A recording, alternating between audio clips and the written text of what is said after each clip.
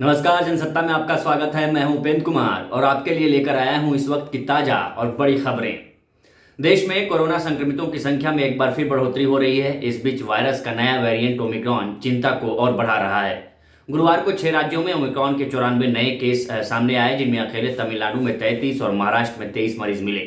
इसके अलावा तेलंगाना में 14, कर्नाटक में 12, गुजरात में 7 और केरल में 5 मामले सामने आए। अब देश भर में नए वेरिएंट से संक्रमित होने वाले मरीजों की संख्या 355 हो गई है। ओमिक्रॉन के सबसे ज्यादा 88 मामले महाराष्ट्र में सामने आ चुके हैं, जबकि 64 मामलों के साथ दिल्ली दूसरे और 38 केस के साथ तेलंगाना तीसरे नंबर पर है। उधर देश में कोरोना के नए वेरिएंट ओमिक्रॉन के बढ़ते मामलों के बीच प्रधानमंत्री नरेंद्र मोदी ने गुरुवार शाम अफसरों के साथ हाई लेवल रिव्यू मीटिंग की। बैठक में हेल्थ मिनिस्टर समेत कई विभागों के अफसर शामिल हुए। मीटिंग में ओमिक्रॉन के बढ़ते केस को रोकने के लिए प्रधानमंत्री का मेन फोकस 3 बातों पर रहा। पीएम ने बैठक में अब तक के हालात की जानकारी ली, साथ ही सरकार की तैयारियों को भी समझा। इसके बाद अफसरों को दवाई और ऑक्सीजन के स्टॉक बढ़ाने के निर्देश दिए।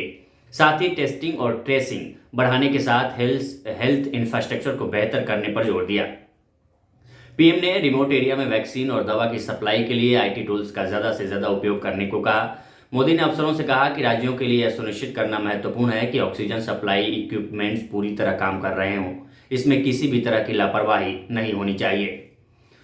वहीं कोरोना के बढ़ते मामलों को देखते हुए इलाहाबाद हाई कोर्ट ने इलेक्शन कमीशन और प्रधानमंत्री नरेंद्र मोदी से उत्तर प्रदेश में अगले साल होने वाले विधानसभा चुनाव को टालने की मांग की है।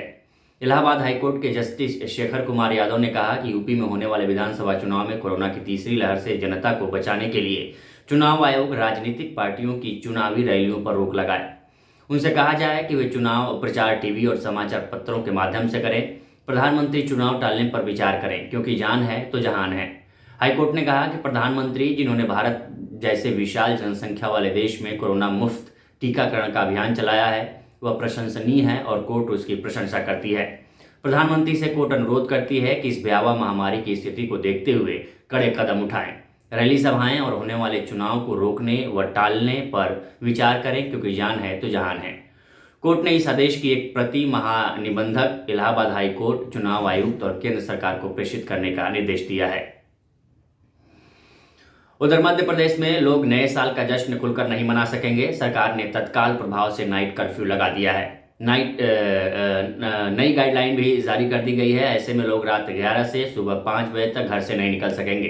यानी रात 12 बजे नए साल के जश्न की जो तैयारियां की जा रही हैं, उन्हें झटका लगा है। सरकार ने 17 नवंबर को नाइट कर्फ्यू सहित कोविड की सभी पाबंदियां हटा दी थी। 37 दिन बाद अब फिर से केस बढ़ने के कारण नाइट कर्फ्यू लगाना पड़ा है। सरकार ने कहा है कि gym, coaching, theatre, cinema hall, swimming pool में 18 से ज्यादा के उन्हीं लोगों को एंट्री मिलेगी जिन्होंने दोनों डोज लगवा लिए हैं। उधर देश में ओमिक्रॉन और कोरोना के बढ़ते मामलों को देखते हुए हेल्थ मिनिस्ट्री शुक्रवार को प्रेस कॉन्फ्रेंस करेगी। शाम 4 बजे होने वाले प्रेस कॉन्फ्रेंस में कोरोना से बचाव को लेकर सरकार के फैसलों और तैयारियों की जानकारी दी जाएगी। देश भर में हो रहे वैक्सीनेशन की भी जानकारी दी जाएगी।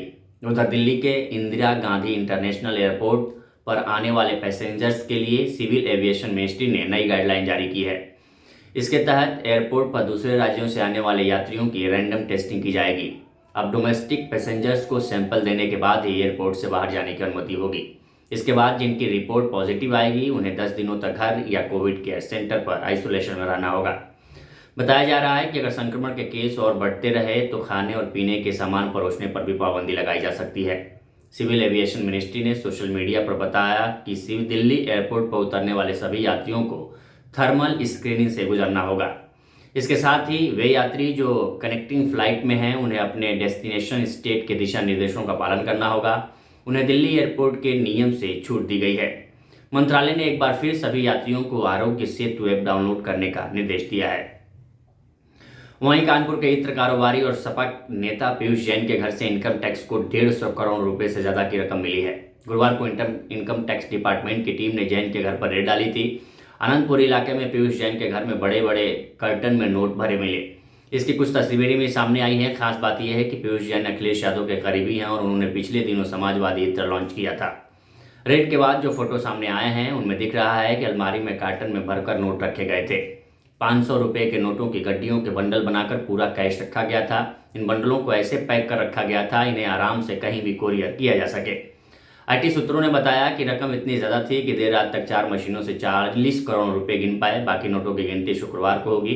गिनती के बाद रकम 150 करोड़ से ज़्यादा भी निकलने की आशंका है। नोट गिनने के लिए एसबीआई के अधिकारियों को भी बुलाया गया है। उनकी मदद से कैश की गिनती की जा रही है। अभी के लिए फिलहाल इतना ही। बाकी देश दुनिया की तमाम खबरों के लिए बने रहिए जनसत्ता के साथ।